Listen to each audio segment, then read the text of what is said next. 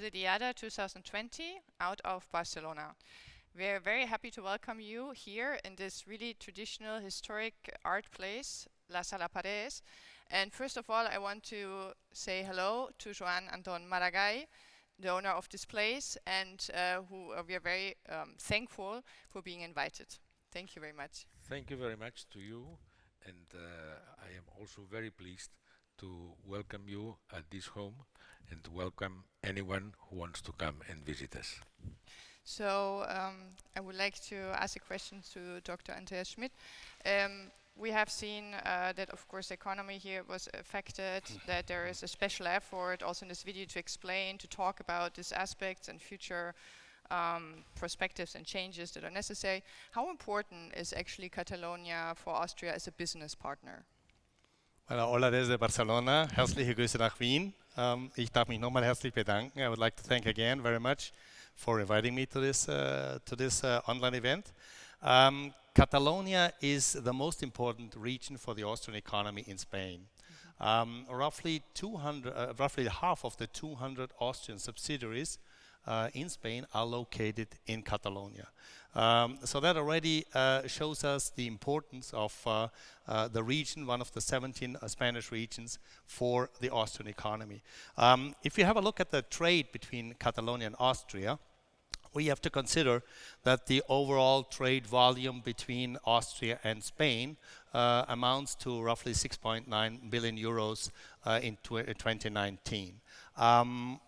A quarter of all Austrian exports to Spain go to Catalonia. So we're talking about mainly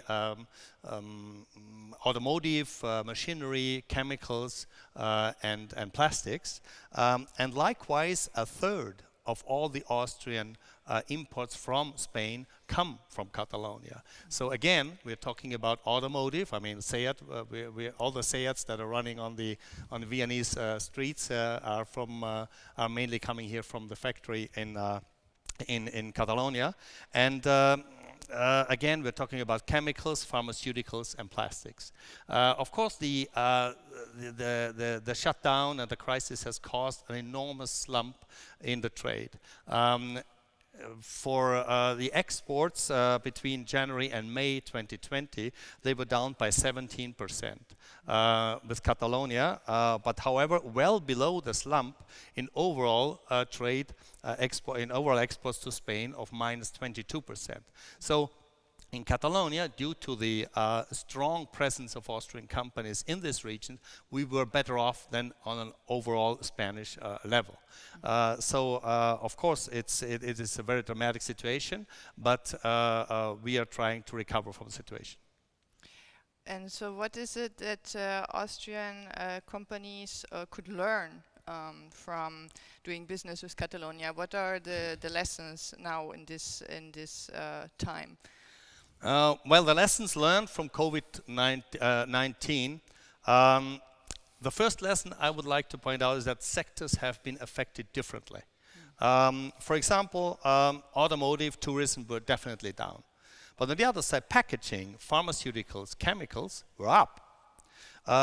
And in this case, the local knowledge and the local networks, which is the Austrian Trade Commission's USP, have been very important and crucial when it came to assist Austrian companies during the crisis. For example, special travel permits for technicians installing or servicing essential industries like the food processing or pharmaceutical industry here in Catalonia, and we have very prominent ones. That was most important because it was not being taken care of in the original legislation. And I would like to thank Axio and the Generalitat in this case very much for their massive support in getting those permits, because that helped to keep the most vital essential industries up and running. Tourism, as we have seen in the movie, in the video, that is of course the industry that has been hardest hit. by all of them. It's the major industry in Spain. We have seen 12% of GDP. It is not only in Catalonia, more in Catalonia, but also 13% of the workforce. So that is a very important figure.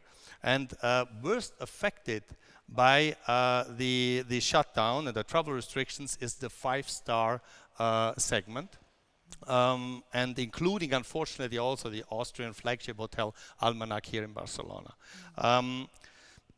Just keep in mind that between January and May, and January and July, I'm sorry, incoming and outgoing tourism between Austria and Spain has fallen a dramatic 70%. That is the major. That's one of the first lessons. The second is hybrid. Hybrid is the new formula. We're talking about hybrid events, hybrid trade shows, hybrid congresses, and this is very important for a city that is #1 in the world as a destination for congress tourism. But Barcelona, in this case, has won #1 place from Vienna. We occupied that space before, but I'm happy to be here in Barcelona in this case. Like the Smart City Expo World Congress, the Sona Plus D, Barcelona New Economy Week, even La Diade and La Merced are now being organized digitally, fully digitally, or in a hybrid format. And the third lesson, which I think the most important, is nearshoring and resilient value chains. Resilient value chains, just to explain it, it's the topic now, means that the value chains have to be resistant to situations like we experienced during COVID-19. For example, right after the end of the shutdown, we at the Austrian Trade Commission received numerous requests from Austrian fashion, garment, and textile manufacturers looking for manufacturing capacity or suppliers from Spain. Catalonia boasts a glorious past and a still very prominent presence in this sector. Well-known brands like Mango or Inditex with Zara and Massimo Dutti have their headquarters or major operations in Catalonia. And Austrian and many other European manufacturers have learned the lessons from disrupted value chains and have since been looking to nearshore their mostly Asian productions and manufacturing facilities. Well, thank you very much for this very interesting input. I would like to come to a second question for Dr. Bieto. There's always, well, actually we've seen it politically, also on European level. There was quite a lot of discussion on agreeing on a package, financial package support for all the European countries. And then one of the arguments that sometimes come up, why should we be helping other countries in the south, in this case Spain. What would you, as an economist, and also from this perspective, strategic perspective, but also social perspective, what would you suggest, or what do you think is necessary, would be helpful from the European Union? What would be efficient, so to say, to give support to the southern regions, to say it in a general way, of Europe in this concrete crisis? Okay. I think that the European Union has a great opportunity actually to become really a leader of the recovery of all the countries of Europe. And I consider, my opinion is that they have made a tremendous effort on that. I think that the EU learned from the previous crisis in 2008 and 2010 that some of the decisions that they had taken at that time were not maybe the right one. So actually, I was very happy when I read on the newspapers, when I learned that the European Union had decided to allocate 750,000 million euros to all Europe for the recovery. And half of this package were loans, and the other direct transfers. And to Spain, Spain is going to receive in the next years, from now to the next years, 140,000 million euros, half of them loans, half of them transfers. This is a very, very good news. And it was not easy to arrive to this agreement. I remember all the discussions, all the negotiations among all the countries and among all the actors that were discussing that.